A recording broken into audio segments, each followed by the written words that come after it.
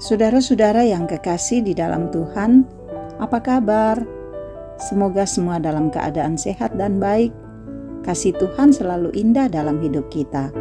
Kita bersyukur kepadanya dan kita jumpa dalam renungan harian di hari Minggu tanggal 27 November tahun 2022. Mari menyambut firman-Nya dengan berdoa.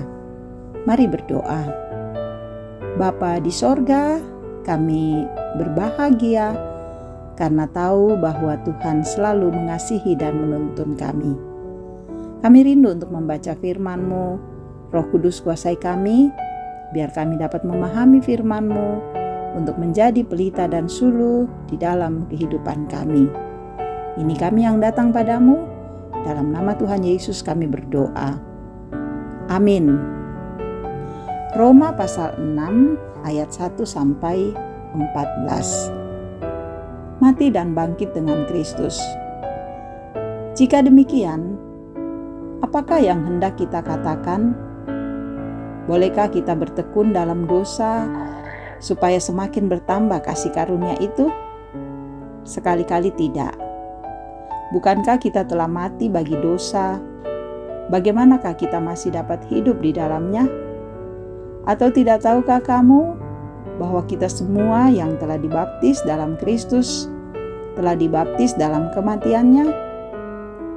Dengan demikian, kita telah dikuburkan bersama-sama dengan Dia oleh baptisan dalam kematian, supaya sama seperti Kristus telah dibangkitkan dari antara orang mati oleh kemuliaan Bapa, demikian juga kita akan hidup dalam hidup yang baru.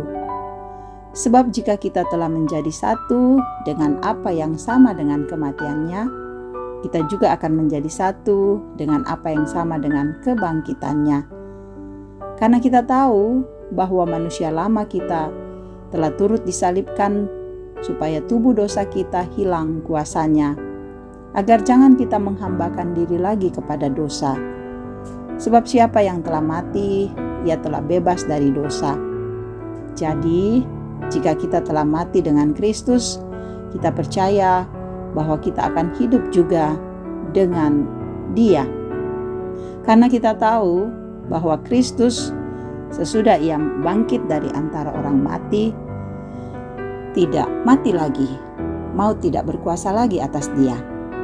Sebab kematian-Nya adalah kematian terhadap dosa, satu kali dan untuk selama-lamanya.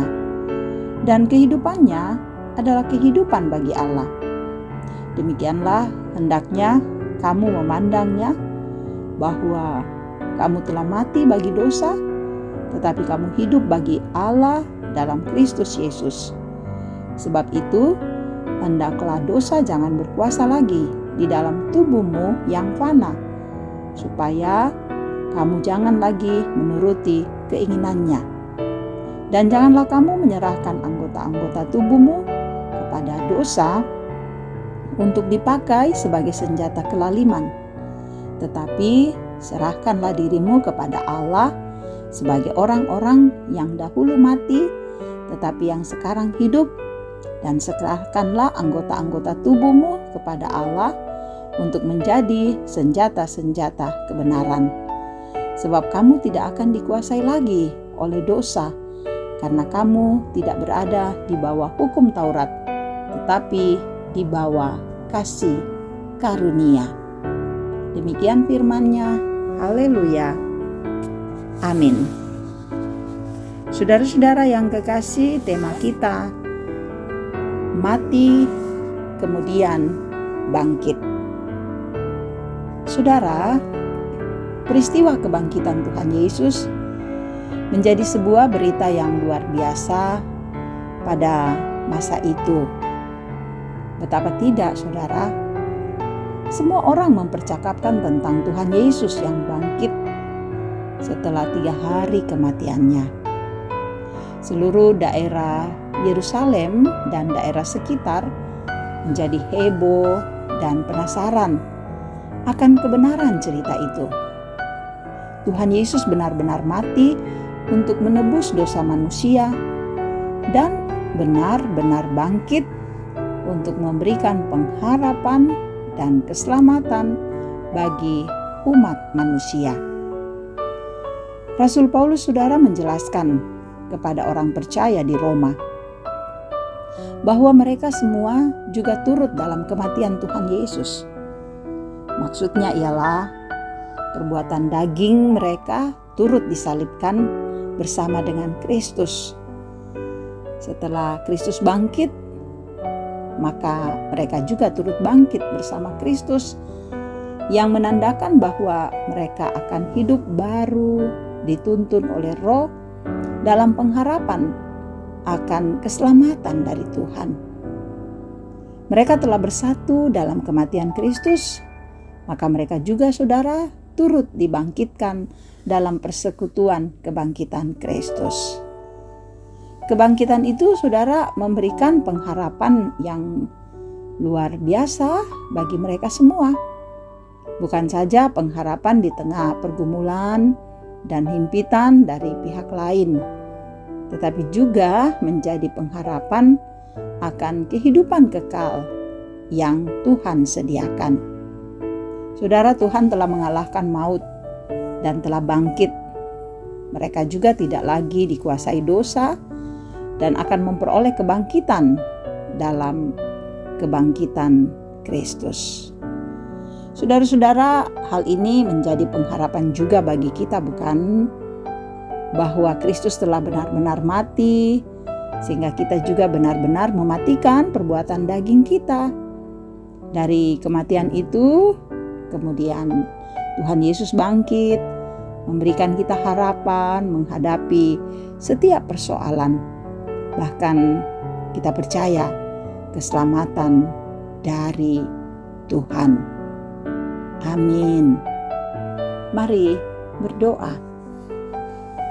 Kami tahu bahwa hidup mati kami dalam kuasa Tuhan, dan kami juga merasakan bahwa Engkau telah memberikan keselamatan kepada kami. Biar kami terus percaya pada kebenaran firman-Mu. Tuhan, berkati keluarga kami, pekerjaan kami, anak-anak kami, pertumbuhan mereka, pendidikan mereka. Persiapkan mereka menghadapi semester ke depan, dan berkati untuk setiap rencana-rencana kami. Kiranya semua berjalan dengan baik dalam kasih Tuhan. Engkau memberkati jemaat-Mu dengan beban-beban pergumulan, entah sakit Tuhan sembuhkan, berduka Tuhan hibur, kebutuhan ekonomi, masalah sosial, dan lain-lain. Topang kami dan beri jalan keluar sehingga kami kuat untuk menghadapi pergumulan kami. Juga ada sukacita dengan pertambahan usia, dengan menerima berkat-Mu. Tuhan sempurnakan setiap sukacita kami. Dan memberkati para orang tua kami dalam usia lanjut, biar mereka semangat terus menjalani hidup ini dalam kemurahan-Mu. Memberkati saudara-saudara kami yang mendengarkan renungan harian ini, biar mereka memperoleh kekuatan dan keteguhan untuk berani menatap masa depan dalam kasih Tuhan. Para pelayan-Mu Tuhan berkati, bangsa kami Tuhan berkati, berkati pemerintah untuk memerintah dengan bijaksana. Kami serahkan seluruh hidup kami dalam kuasa-Mu, tilik kami Tuhan, agar kami berjalan sesuai dengan kehendak-Mu. Ini doa kami, sendengkan telinga-Mu mendengarkannya. Dalam nama Tuhan Yesus kami berdoa. Amin. Saudaraku yang kekasih, selalulah percaya bahwa hidup kita telah diselamatkan dalam kasih-Nya, sehingga kita teguh menjalani hidup ini. Salam sehat, terus semangat, Tuhan memberkati.